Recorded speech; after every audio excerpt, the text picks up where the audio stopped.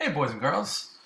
So today, what I want to do is we're really just still talking about probability. I'm going to add one little thing to what we've been talking about, and you'll see what I mean by that when we talk about number 6. So it says here, Jack picks a letter randomly from the following list. We have these letters here. The event V occurs when Jack picks a vowel. Draw a Venn diagram to represent the information.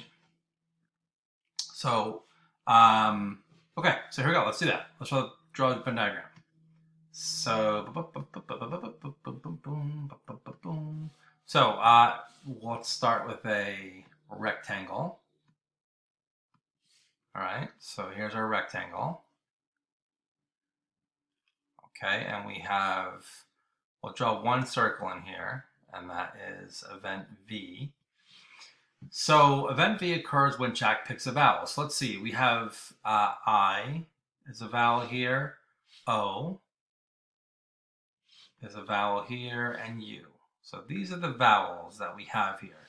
And then everything else is outside of the circle. So we have an H, M, P, Q, R, T, X. P, Q, R, T, and X. Okay? So explain the meaning of the complement of event V. So let's do that. So when we say, let's say, we're talking about event V. So the complement of event V, which would be written like this, the probability, right here, it's right actually right here. So the probability of the complement of event V. So So when you have this little apostrophe thing there next to the V, that means not what's the probability of event V happening, what's the probability of the complement of event V happening. And so what this means is, this actually means, when you say the complement, it says, what is the probability that event V will not happen? That's what complement refers to. What's the probability that it won't happen? All right. So, um, so let's look at it for B. It says find the probability of V. So the probability of V here is we have 3 favorable outcomes, and then there's a total of 1, 2, 3, 4, 5, 6, 7, 8, 9, 10. And there are 10 total outcomes. So the probability of V happening, the probability of of event V is 3/10. So what's the probability of the complement of V? So in other words, what's the probability that V will not happen? So if the probability that it will happen is 3/10, that means the probability that it won't happen is, let's look here. 1, 2, 3, 4, 5, 6, 7. There's 7 favorable outcomes to V not happening. So, and of course, there's still a total of 10 outcomes. Now, when you look at an event of something, so here's the probability of event V, and here's the complement of event V. If you add these two fractions together, 3/10 plus 7/10 equals 10/10. So essentially, the probability of something and its complement cover all the bases, because something's either going to happen or it's not going to happen. So let's look at question number 9 here, and some of it's just going to be a little bit of a review, but we have some questions in here about, at least one question about complements. So this year, some students in the drama club have the same first names. Name tags for the students are shown below. So one of the name tags is selected at random. Event E occurs when the name has the letter E. Event J occurs when the name tag is John. Okay, so draw a Venn diagram to represent the information. So we have 2 events here. So the first event is event E, and that is when the name chosen has an E in there. So here we go. We have the possibilities for this. We have James.